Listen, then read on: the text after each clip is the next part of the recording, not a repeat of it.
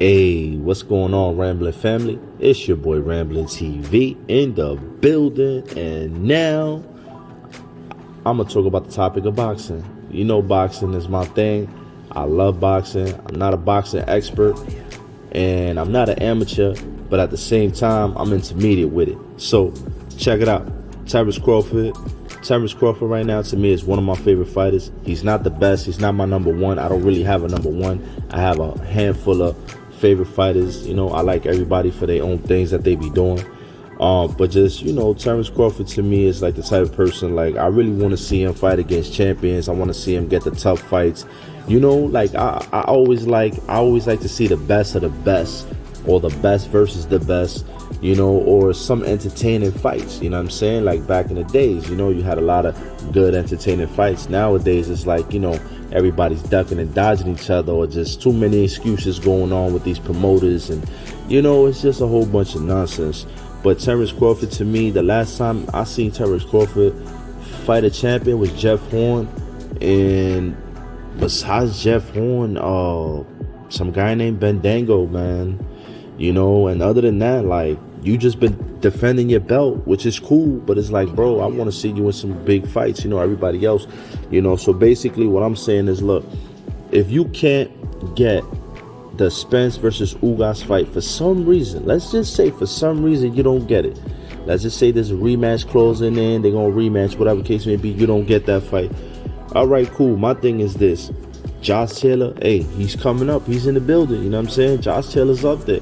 Don't get me wrong, the kid is nice, you know. So Josh Taylor right now has a fight coming up versus Jack Catterall. So I feel like, you know what, if Josh Taylor succeeds against Jack Catterall, at the end of the day, Terrence Crawford, you're on the undisputed list. Josh Taylor is also on the undisputed list. So both of y'all are on the undisputed list. So what I'm saying is, make the fight happen. You know what I'm saying? Call them out in the meantime, just to burn some time. Not only it burns time, it gets you money in your pocket. Not only it gets you money in your pocket, it's another name under your belt. Not only it's another name on your belt, but you can get other belts. You see what I'm saying? Like, it works in your favor instead of just sitting around. Like, you know, don't do a Jamal Charlo, just sitting around watching everything go by, and you're over there lollygagging, complaining. You know what I'm saying? But you could try to make that fight happen. I'm pretty sure that could happen, you know. Listen, you're not new to the UK. You've been to the UK. You know what I'm saying? So you know how it is out there. You're not new with all these other fighters. So, you know, I feel like, you know what, you should probably go after Josh Taylor. I feel like that'll be a big fight. A lot of people might underestimate Josh Taylor, but he's pretty good. A lot of people on the UK side is going to underestimate Terrence Crawford. But it'll be a huge clash. That's all I'm saying. It'll be a huge clash, you know, for them too. You know what I'm saying? Instead of just waiting for the Spencer Ugas, you know, and if it doesn't fall through, then I'm just saying, that to me, that's the best option right now. Now, we got news too. David Benevidez reacts to Canelo Alvarez. So basically, he's, man, I'm just going to say it clear and straight through. Basically, David Benevidez is sour. He's angry. He's upset that Canelo Alvarez didn't take his deal. Canelo Alvarez didn't take his offer. You know, basically, as you know, right now, Canelo Alvarez already made a decision to have a fight, which is not David Benevidez. So to me, it's like, you know, he says that David Benevidez says that Canelo Alvarez is a businessman, and with that then it's said, is basically he's saying that he's going after the money better than the legacy, you know, which at the end of the day, I mean, hey, listen, the man is making the bag. You got to get it while it's hot, because another L could really hurt his situation. It could really make that bag crumble into change, and that's not what he wants. So, you know, it's a hard thing, but at the same time, Benevidez, I feel like you got to prove yourself. You know, you got to get up there. You know, you don't have a title. You don't have anything to offer this man besides that you're just this hard-hitting kid from Mexico. You know what I'm saying? Like, I don't know. I don't know. It could just be me, but I don't really see. I see the kid is special, but he doesn't bring that that specialty to the table, as in, wow, look at this dude, you know what I'm saying? I could understand if he was like a Deontay Wilder, maybe he knocked everybody out in the division and he was undefeated, and you know, he's coming after the big champ. But that's not the case, you feel me? That's not the case. So as you can hear right here on this clip, you know, David Benevidez calls out Demetrius Andrade. Let's hear the clip. I give you my thoughts afterwards. Yo, what's up, guys? It's David Benevidez. You know, I have my upcoming fight with David Lemieux. You know, I feel like first things first, I got to take care of my business, but I feel like I get past David Lemieux. But the next best fight, you know, for me, I feel like it's Boo Andrade. So I see Andrade's coming up to 168. So let's make it happen, Eddie. Yo. Like, I'm not even gonna lie. Demetrius Andrade versus David Benevidez, it sounds good. Not gonna lie, it is a decent fight. I would definitely pay for it. I'll definitely watch it. But unfortunately, Demetrius Andrade, like, he has other plans, you know, and I'm gonna explain that later on. But he got some other plans. So it's like David Benevidez. I'm just saying, bro, you just gotta look forward and go for somebody like Caleb Plant. All I'm saying is that it's in the pudding. You know what I'm saying? Y'all both on the ranking system. I feel like, hey, see Caleb Plant, see what they got to offer, start negotiating, see what's going on. Another move for David Benevidez, even though if the negotiations don't go through with Caleb Plant, I feel like, listen, there's plenty of other options. You know what I'm saying? There's a lot of other options. I mean, listen, you got Billy Joe Saunders. Don't knock off Billy Joe Saunders out just yet. He only got one loss, my people. You only got one loss. Your career is not over. So if David Benevidez, all I'm saying is that if you was to fight Billy Joe Saunders and give him his second loss, especially if you stop him earlier than what Canelo has, or if you beat him in a knockout fashion, Canelo has to realize that you're hungry, you're coming up, you're taking over his leftovers and making it better. You're shining that, like, you're just gonna outshine him. You know what I'm saying? Basically, so you got the options of Caleb Plant, you got Billy Joe Saunders. Now, if you can't fall through with any of those two, not for nothing, listen, you got the undefeated knockout Puerto Rican superstar Edgar Berlanga. Listen, let me tell you something. If for some reason that fight don't fall through, because Edgar Berlanga is also up and coming, so I don't know if that fight is really gonna come through. I know that Benevidez said that he would love to fight Berlanga. I know Berlanga said he would also love to fight David Benevidez. But the way boxing is, it's like really an entertainment business type purpose right now. It's not really for legacy and seeing whose fighter is top of the line right now. But if Edgar Berlanga don't fall through, you also got some other names in the division where you could come through. You can fight Daniel Jacobs. That's a huge name, even though Jacobs you know, has some losses, but he's another person who has fought Canelo. He has fought Triple G. You know what I'm saying? So he has the experience. So, but if you can get the victory over Daniel Jacobs, I feel like that's one solid name under your belt that you could have. Also, last but not least, and I'm not doing this to diss him, but you could also add Gabriel Rosado. Gabriel Rosado, you know, he's another Puerto Rican superstar, but he's pretty good. It's just, you know, with him, it's just like a 50-50. You know, he wins some, he loses some. You know, his career is not really skyrocketing as all the other names I mentioned previously. But I'm just saying, it's another name under your belt. He's a known boxer. A lot of people know Gabriel Rosado. So I'm just saying, if you want to get up there, or you want to really get some names under your belt and start building your resume, that's the way to go, my brother. Now, so we all know when it comes to Canelo Alvarez, Eddie Hearn has gave the 2-fight deal, which is an offer to Canelo Alvarez, which includes Bivol and Triple G3. Right? We all know that. That's not breaking news. That's not new news. We've been knowing that for some time now. Now, all I'm saying is that, you know, Canelo Alvarez seems like he took the deal. You know what I'm saying? But it's Canelo Alvarez versus Bivol May 7th. Now, this fight right here is going to be a slugfest. I'm telling you, this is going to be a ferocious, brutal fight. Everybody, I'm telling you right now, don't miss it. Don't put this past. I'm telling you right now, this is one to see.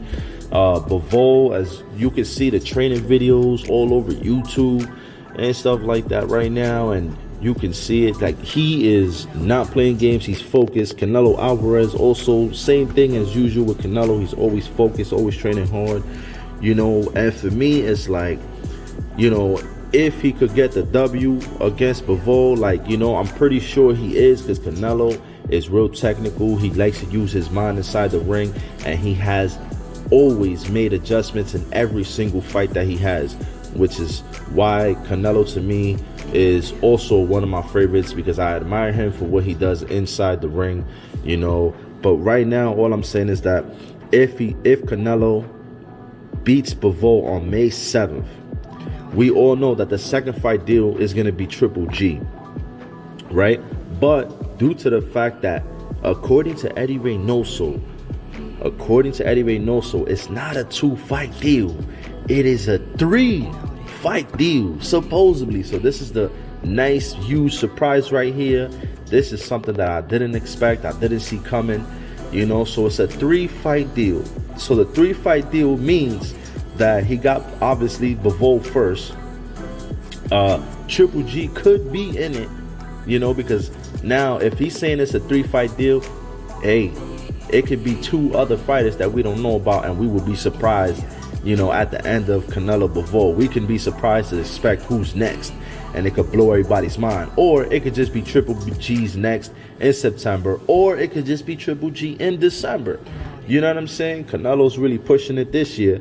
So all I'm saying is that something that I would like to see, and I would love to see, is that Arthur Beterbiev is a solid, monstrous fighter. I would love to see Canelo Alvarez with him, but unfortunately, Beterbiev is fighting Joe Smith Jr. Next, so that fight's not going to happen. Obviously, Canelo's already tied up with Bivol on May 7th. But if Canelo beats Bivol and Beterbiev beats Joe Smith Jr., and Canelo was to some way, somehow, for a legacy and money fight at the same time, because this will be a legacy fight for Canelo Alvarez. If Beterbiev wins and Canelo wins, and Canelo calls out Beterbiev, you know what I'm saying? Or vice versa. Or maybe they already made the arrangements and they just got to see what's going to happen, and we're all going to be shocked. But if Canelo was to fight Beterbiev next to become undisputed, let me tell you something, my people, that's going to break the media. The media is going to go crazy. Nobody's going to see it. It'll be a big legacy fight for Canelo Alvarez. Also, it's going to be a big money fight. You know what I'm saying? So that's that, but that's only in a perfect world, right? We got to come back to real world, and we can't even imagine that. So all I'm saying is this: he could have Triple G. You know what I'm saying? Who knows? Maybe Charlo could get thrown in there. You know what I'm saying? Oh, and don't forget, my peoples, we also have Demetrius Andrade, you know, going after Zach Parker to become the WBO mandatory for Canelo Alvarez. So yes, Andrade will be moving up to 168 to fight Zach Parker. That is what it is right now. The way I see it is that I feel like Andrade is gonna win, is gonna beat Zach Parker. I'm not gonna say it's an easy fight, but he's real technical. He knows how to box on the outside and the inside. So, you know, I see him outboxing Zach Parker. You know, it could be a stoppage by like the 11th late rounds, you know, meaning that Andrade will stop Parker, but I'm not too sure. I feel like Andrade might just, you know, try out his boxing skills due to the fact that he's, you know, right now Canelo Alvarez has extremely well boxing skills. So we know Andrade could slug it out and stuff like that, and win by stoppage and knockout. But let's see what happens. But if it was up to me, I'll be honest, my people, I'm not gonna lie to y'all. I'm not gonna lie. If it was up to me, if Canelo beats Bivol, I would love to see him fight Beterbiev. If Beterbiev beats Joe Smith Jr., I would love to see him fight Beterbiev in September, just to shock the world. And then after that, if Triple G is in the contract and fine, fight him for the third time in December. To me, it's not that much of a big fight. Triple G's already old. You could tell his last 2 fights he's been slowing down. He's not the same. He's the same Triple G as in like taking punches and moving forward, but he's not the same Triple G as in, you know what I'm saying, where basically he's the boogeyman as how he was before when Canelo Alvarez and Triple G had first fought. You know, he's not the same. You know, you can tell he's starting to slow down. He's not the same. So that fight is not too big to me. If it was up to me, I would prefer Canelo versus Benevidez next after Bivol, which that'll be a second. And then for the third one, you know, maybe they wouldn't include Triple G, but yet include either Charlo or Demetrius Andrade, if Andrade was to beat Zach Parker for the WBO mandatory. Now, me personally, I'll go for the toughest fights for Canelo Alvarez right now would be after Bivol. Bivol's going to be the first toughest fight because that's the fight that's coming. The second one would be Arthur Beterbiev. The third one, to me, would have to be Charlo. And not only Charlo makes sense because Charlo has something to offer him. You know what I'm saying? He has a belt and whatnot. But if Charlo was to move up, he doesn't really have much. I would just say switch him out to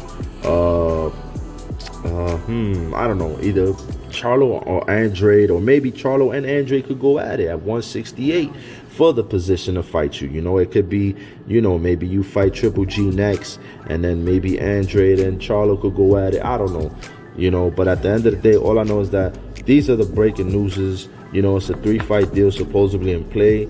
Let me know down in the comment section, who do you guys think is going to be next after Bivol? Let's just say it's a 3-fight deal and it's not Triple G next. Maybe they saving Triple G for December, or maybe they switched everything around, so now they're going to catch the people by surprise. So who do you think and who do you want to be next for Canelo Alvarez, and who do you expect for December as well? Because if it's a 3-fight deal, as Eddie Reynoso says, who do you want? Who do you expect?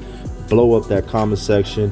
Who do you guys think that Terence Crawford should fight next? If no Ugas and no Spence fight, do you really think that Terence Crawford should really, you know, fight against Josh Taylor and, you know, see what's going on? Since they both is on the undisputed list, I figured that was a nice, decent fight to happen. You know, what did you guys think about the David Benevidez being a little sour towards Canelo, not choosing him and not reacting? What do you guys think about David Benevidez and all the other options that I had gave you guys, which is David Benevidez versus Caleb Plant, or versus Billy Joe Saunders? If not those two, maybe Edgar Berlanga. If not Edgar Berlanga, maybe Daniel Jacobs. And if not Daniel Jacobs, maybe last but not least, Gabriel Rosado, just to get some names under his belt. Once again, my people, please hit that subscribe, hit that like. Let me know if you like the video. Comment on everything and anything that I spoke about today. And I'll catch you on the next one. I'm out.